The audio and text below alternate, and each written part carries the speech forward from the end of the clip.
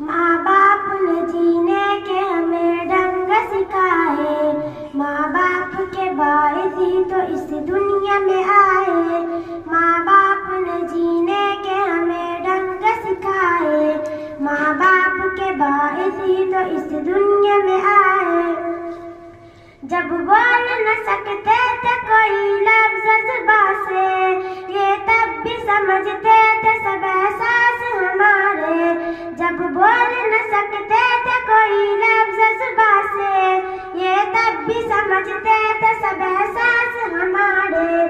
क्यों इनको समझ लेते हैं हम लोग बुराई, क्यों इनको समझ लेते हैं हम लोग बुराई।